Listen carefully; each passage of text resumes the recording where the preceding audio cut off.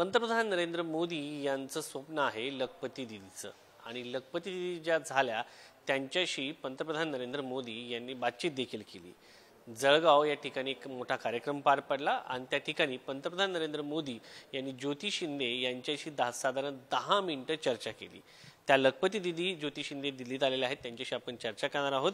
त्या कशा पद्धतीने लखपती झाल्या आणि त्या काय काम करतात आणि पंतप्रधान नरेंद्र मोदी तुम्हाला काय बोलले, पंतप्रधान नरेंद्र मोदी यांच्याशी तुमचा काय संवाद झाला, तुम्ही त्यांना ओवाळलं देखील, पण मोदीजी काय बोलले तुम्हाला? नमस्कार, माझं नाव ज्योती शिंदे, राहणार बिंदघ्या, तालुका जिल्हा लातूर।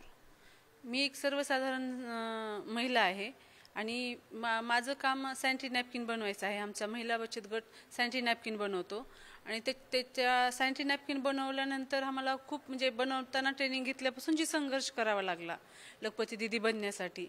आणि मीच नाही तर माझ्यासारख्या 20 महिला माझ्याकडे आज लखपती दिदी आहेत आणि खूप संघर्ष करून आम्ही लखपती दिदी बनलो आणि नरेंद्र मोदी साहेबांचं स्वप्न पूर्ण केलं। आणि ज्यावेळेस साहेब तिथं आले, आम्हाला संधी भेटली की आमचं सौभाग्य की आम्हाला संधी भेटली, संधीचं सोनं पण झालं। आणि त्या ओवाळणीला सुद्धा साहेब आल्यानंतर म्हणजे मोदी साहेब आल्यानंतर म्हणजे प्राधान्य मलाच दिलं गेलं। महाराष्ट्रातून एक अशी महिला वाटली सगळ्यांना की खरंच यांचं एकदम साधं सोपं राहणं हे ते अनेक विषय होते, त्याच्यामुळं मला भेटलं। आणि मोदी साहेबांनी पण मला ओवाळले, मला वाटलं की माझं जीवन धन्य झालं।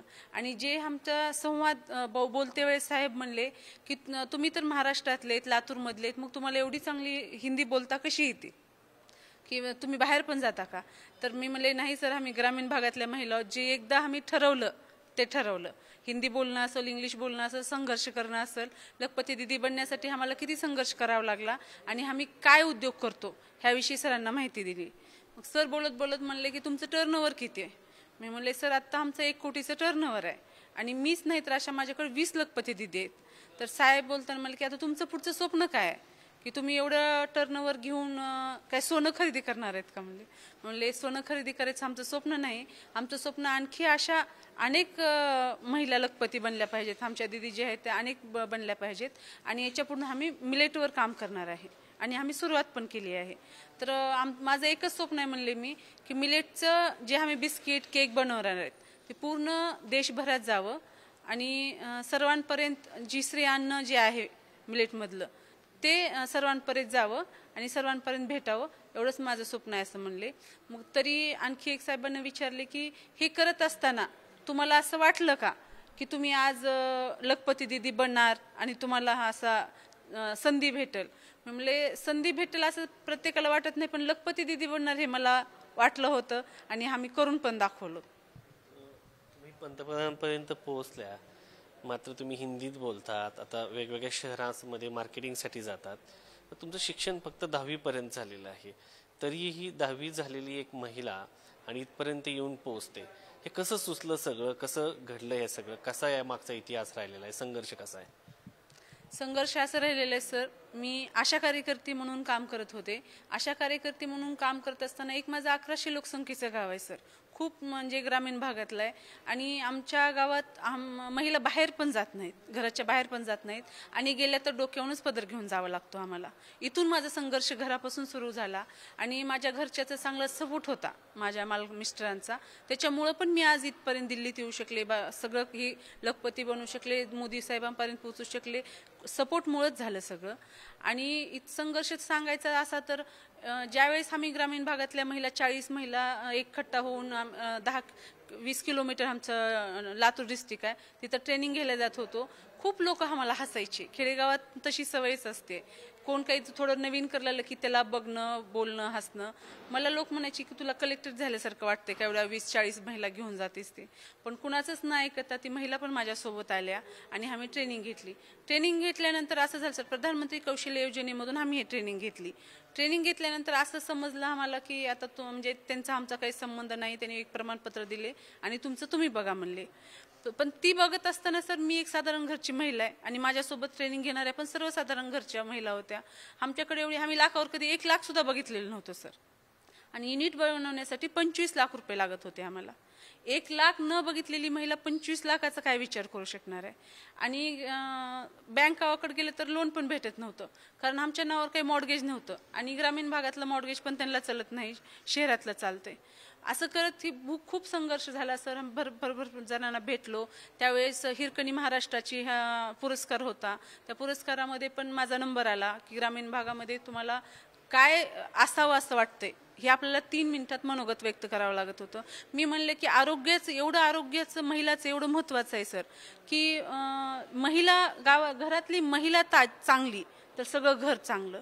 महिला जर आजारी पडली तर ती घरातलं सगळ्याचेच म्हणजे हातपाय मोडल्यासारखे होते. आणि ग्रामीण भागामध्ये सॅनिटरी नॅपकिन भेटणं एवढी कठीण गोष्ट आहे सर. माझ्या गावात तर 1 रुपयाची गोळी सुद्धा भेटत नाही डोकं दुखत असलं तर. सॅनिटरी नॅपकिन तर खूप लास्टची म्हणजे स्टेप आहे.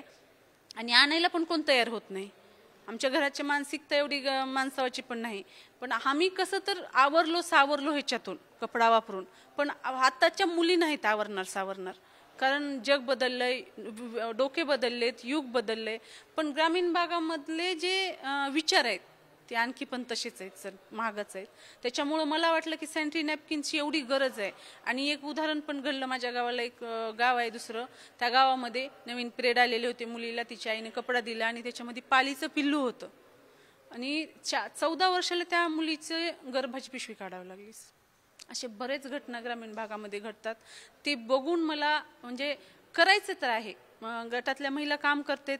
आणि आमच्या 2018ला आम्ही गटात आलो. गटातून आम्हाला भरपूर प्राधान्य भेटलं उमेद अभियानातून, की तुम्ही कुठला व्यवसाय करायचा. पण पापड, लोणचं, कुरडी पापड हे सगळेच करतात. हे तर घरी पण करता येते आणि जी करणं आहे ते चांगलं पण करायला येतं, जे महिला करल्या आहेत. पण आपल्याला आपल्या शरीराला आत्ता गरज काय आहे ही 6 म्हणजे आम्हाला उमेद अभियानामध्ये 10 सूत्र असते. त्याच्यातलं 7वं सूत्र आरोग्यविषयी. त्याच्यावर विचार करून मी सॅनिटरी नॅपकिनचा म्हणजे निर्णय घेतला सर. हे निर्णय घेतल्यानंतर खूप अडचणी आल्या. ट्रेनिंग झाली. आणि ट्रेनिंगला ज्यावेळेस मी तिथं गेले होते, म्हणजे आम्ही प्रधानमंत्री कौशल्य योजनेतून आमचं नाव नोंदणी करायला गेले होते, त्यावेळेस तिथल्या मॅनेजर सरने म्हणले की आप पल्लू कब लोगी और कब युनिट चलाओगी. म्हणून मला म्हणजे थांबू दिलं नाही. पण मी पदर घेतात म्हणून तुम्हाला ट्रेनिंग दिलं नव्हतं. दिले नव्हतं. पण मी दुसऱ्या दिवशी गेले आणि त्यांना विचारले की मला रातभर ही तुमचा प्रश्न मला सतवत आहे की डोक्यावरचा पदर आणि कामाचं काय कनेक्शन आहे, हे मला तुम्ही थोडक्यात सांगा. असं तर थोडं बोलल्यानंतर मग थोडं त्यांनी मला बसायला सांगितले. मग बसले. तिथून झालं सुरुवात सर. भरपूर संघर्ष केला. आणि ही संघर्ष करत असताना ज्यावेळेस आमची ट्रेनिंग संपली, 6 महिने इतका संघर्ष केला, फिरला, काहीच न होतं. मी चक्कर येऊन पडल्यानंतर माझ्या भावालाच माझी क्यू आली. आणि माझ्या भावाने 1 एकर शेती विकून मला पैसे दिले 25 लाख आणि युनिट उभा केलं सर आम्ही त्याच्यातून. ग्रामीण भागामध्ये तुम्हाला हे कर्जासाठी बँकेने कर्ज दिलं नाही सर? नाही. मॉर्गेज पाहिजे असते बँकावाला. त्यांनी म्हणतात की आमचे हात पण बांधलेले आहेत, आम्हाला असं न मॉर्गेज घेता आम्हाला कर्ज देता येत नाही. म्हणजे आमच्या नावावर काय मॉर्गेज असायचं आहे सर? आता हे सॅनिटरी नॅपकिन तयार होतात ते तुम्ही कसे विकतात? आम्ही आता गटाच्या माध्यमातून विकतो. उमेद अभियानाच्या माध्यमातून. एका गावात एक CRP असते, त्यांना पण सपोर्ट झाला सर. ती 3000वर काम करते. आता 6000 केलेत, आता 6000 झालेत. तर त्या पण महिलेला आम्ही होलसेलमध्ये 22ला देतो. 32 विक्री आहे. 1 पॉकेट विकली तर तिला 10 रुपये भेटतात. महिन्याचे 3-4 हजार रुपये ती पण कमवू शकते लोकसंख्येवर तिच्या माध्यमातून. आम्ही त्या गावात जाणार, आशा कार्यकर्ते असो किंवा आपली CRP ताई असो, त्यांना जाणार, पूर्ण आमच्या बचत गटाच्या महिलांना गोळा करणार, त्यांना डेमो देणार की बाहेरचे एवढे महागाचे सॅनिटरी नॅपकिन जे तुम्ही वापरता त्याचे म्हणजे इन्फेक्ट काय आहेत आणि ही काय आहे. डेमो देऊन आम्ही त्यांना सांगणार की ही कितपत चांगली आहेत. आणि जे आम्ही सॅनिटरी नॅपकिन बनवतो सर, कुठल्या केमिकलचा वापर केलेला नाही. UV मशीनचा वापर करून आम्ही सॅनिटायझर करतो सर. त्याचा एक मुद्दा आहे ताई, सॅनिटरी नॅपकिन हा अत्यंत महत्त्वाचा विषय आहे. पण सरकार असो किंवा कोणतेही सरकार असो किंवा अधिकारी असो, त्यांची ही गोष्ट लक्षात का येत नाही की ही महिलांची अत्यंत आवश्यकतेची गोष्ट आहे, ती त्यांच्यापर्यंत पोहोचणं गरजेचं आहे. आणि याच्यासाठी जर आपण खाजगी घ्यायला गेलं तर खूप महाग असतं ते. आणि तुम्ही जे करता ते स्वस्तात आहे, साधारण 32 रुपये त्याची प्राईज आहे. तर ते मिळावं यासाठी सुद्धा सरकारच्या वतीने फक्त आता उमेद माध्यमातून केलं जातं. पण याच्या पलीकडे जाऊन प्रयत्न करणं गरजेचं आहे. प्रत्येक महिलेचा तो अधिकार प्रकारे तिला गेलं पाहिजे. ह्याचा विचार का होत नाही? ह्याचा विचार का होत नाही सर? तर सगळ्यांना वाटतं की एवढा विकास झालाय आपल्या देशामध्ये, एवढा विकास झालाय की म्हणजे सॅनिटरी नॅपकिनचा विषय ऐकायला आणि बोलायला असं मला तर वाटतंय की कुणाच्या डोक्यातच येत नसेल की महिलांचं आरोग्य, पौष्टिक आहार घ्या, तुम्ही गरोदर असल्यावर काय आहार घ्यावं, डिलिव्हरी झाल्यानंतर काय आहार घ्यावं, ह्याच्यावर सगळ्यावर चर्चा होते. पण सॅनिटरी नॅपकिन न वापरल्यावर काय होतंय आणि वापरल्यावर काय त्याचा परिणाम होतोय हे मला तर असं वाटतंय की ह्याच्या मी शाळेत शिकत असताना गरोदर मातेला कोणता आहार असावा याचा अभ्यास होता, पण सॅनिटरी नॅपकिनचा नव्हता.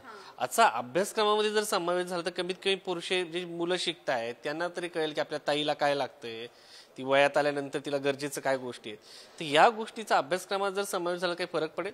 खूप फरक पडेल सर. जी आता जी ग्रामीण भागामध्ये जी परिस्थिती आहे की जे आपल्या भैयाला आपण सांगू शकत नाही, आपल्या भावाला सांगू शकत नाही की आमच्यासाठी सॅनिटरी नॅपकिन आण, आपल्या वडिलाला सांगायला सुद्धा आपल्याला जी लाज वाटते, ती जी लाज आहे तीच निघून जाईल ना सर. आपण एखादं सामान सांगतो, चहापत्तीचा पुडा संपलाय, चहापत्तीचा पुडा घेऊन ये, ही अशी जी अभ्यासात जर झाली अशी कन्सेप्ट होईल की हां उद्या माझा पिरियड आहे, आज तू एक पॉकेट घेऊन ये. अजूनही मेडिकल मधून जेव्हा सॅनिटरी नॅपकिनचं आणलं जातं वेगवेगळ्या कंपन्यांचं, तर ते पेपरमध्ये रॅप करून दिला जातं सर. आम्ही ज्यावेळेस स्टॉल पण लावतो ना सर, तर आमच्याकडे पेपर असले किंवा कॅरी बॅग असले तरच महिला सुद्धा ती घेऊन जाते. महिलेला लागणारी वस्तू आहे तरी सुद्धा आज ते लाजतात की ते म्हणजे पेपर असला तर द्या, नाहीतर नको. असं आणखी पण मानसिकता अशीच आहे सर. म्हणजे आता टीव्ही बघून किंवा वापरल्यानंतर कळतंय त्यांना की आपल्यासाठी चांगलं आहे, गरजेचं आहे, पण आज पण त्यांना असं वाटतं की लपून छपूनच आणावं, पर्समध्ये टाकूनच आणावं, पेपरमध्ये रॅप करूनच आणावं. एवढं की ह्याचे म्हणजे अभ्यास नसल्यामुळं, जास्त ह्या विषयावर कोण बोलत नसल्यामुळं आणि खुल्या वातावरणात आपण हे विषय घेत नसल्यामुळं मला तर वाटतं की हे विषय असा थांबलेला आहे, रुकलेला आहे. ताईंचा संघर्ष मोठा आहे, महिलांचे प्रश्न आहेत आणि सॅनिटरी नॅपकिनच्या संदर्भात जर आपण विचार केला तर लोक बोलायला घाबरत आहेत, लोकांना याच्यावरती चर्चा करायची नाही. मात्र प्रत्येकाच्या घरामध्ये ही नितांत गरज आहे आणि स्वस्तामध्ये ते दिले जाते. सरकारने ते याच्यावरती महिलांचं आरोग्य सुधारण्यासाठी अनुदान देणं देखील गरजेचं आहे. फक्त लखपती दिदी झाल्यात त्यांचा संघर्ष हा मोठा आहे. पंतप्रधान नरेंद्र मोदी यांनी त्यांच्याशी यासारख्या विषयावरती संवाद साधलाय. आता तुम्ही आम्ही याबाबत कधी बोलणार आहोत आणि आपल्या घरातील महिलांसाठी या महत्त्वाच्या गोष्टीवरती कधी विचार करणार आहोत, हाच प्रश्न या निमित्ताने उपस्थित होतो. कॅमेरामन अनिलसह शिवाजी काळे, पुढारी न्यूज, दिल्ली.